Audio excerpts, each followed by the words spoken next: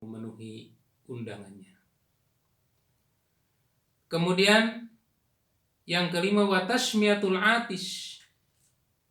Seorang muslim itu berhak untuk dijawab bersinnya, doanya. Ketika kita bersin haji, kemudian mengucapkan alhamdulillah, maka orang yang mendengar itu wajib membalas dengan doa atau mendoakan dia dengan doa yarhamukallah. Alhamdulillah, segala puji bagi Allah. Yarhamukallah, mudah-mudahan Allah merahmati kamu. Nah, seorang muslim itu yang bersin berhak untuk didoakan. Dan kita yang mendengar bacaan doanya itu berhak wajib untuk mendoakan.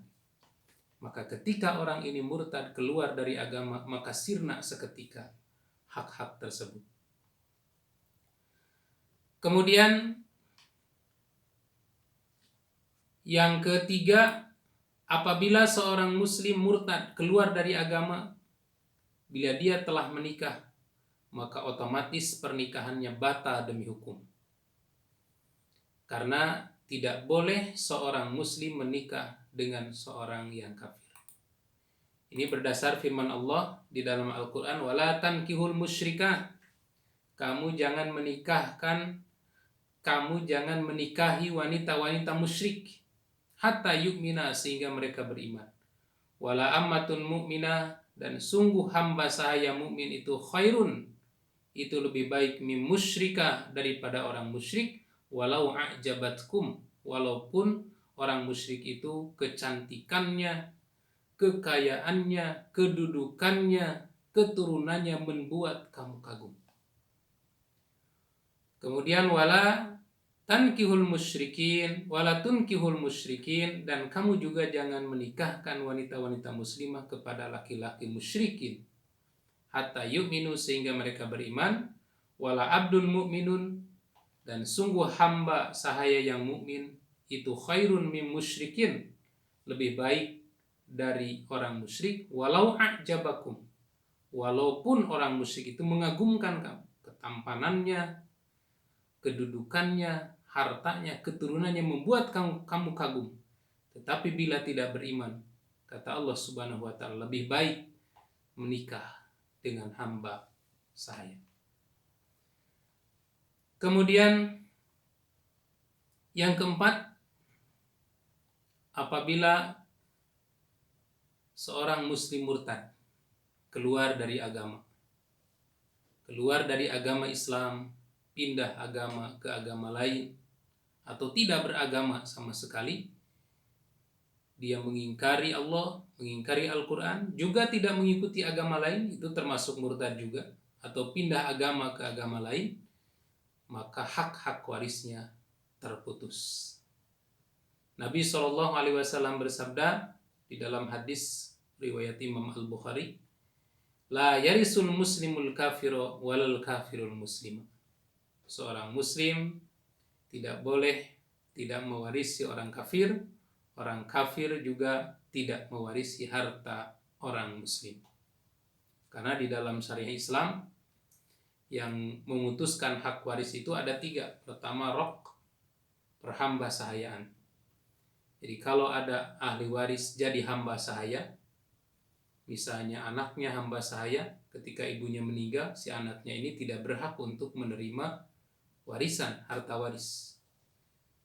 Kenapa? Karena kalau diberikan harta waris, maka harta waris ini otomatis akan jadi milik tuannya. Dan ini tidak boleh di dalam Islam.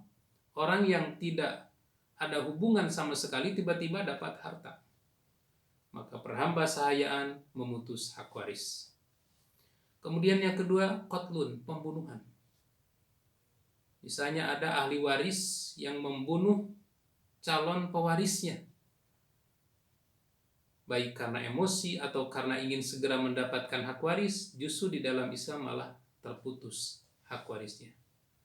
Dan di dalam Islam orang yang membunuh itu harus diqisas, dihukum bunuh lagi. Kemudian yang ketiga, ikhtilafuddin, perbedaan agama. Perbedaan agama ini memutuskan hak waris. Maka tidak bisa saling mewarisi dengan orang yang berbeda agama. Kata Nabi SAW, la yarisu muslimul kafiru walal kafiru muslimah. Tidaklah seorang muslim boleh mewarisi harta orang kafir, demikian juga orang kafir tidak boleh mewarisi harta orang muslim. Dan kemudian konsekuensi yang berikutnya adalah hukuman mati. Tetapi tentu saja hukuman ini tidak serta-merta dijalankan. Apabila seorang berpindah agama, memilih agama lain, menjadi ateis, maka apa kewajiban kita sebagai seorang muslim?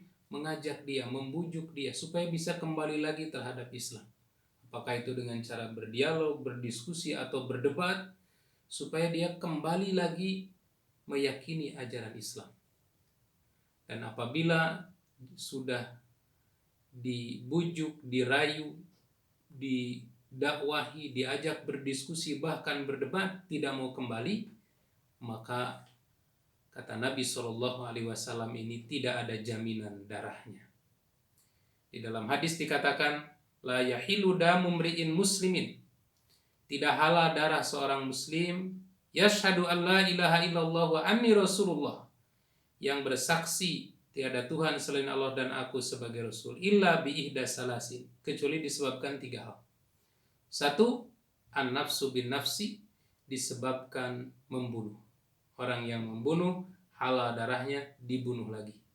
Ini hukum kisos namanya.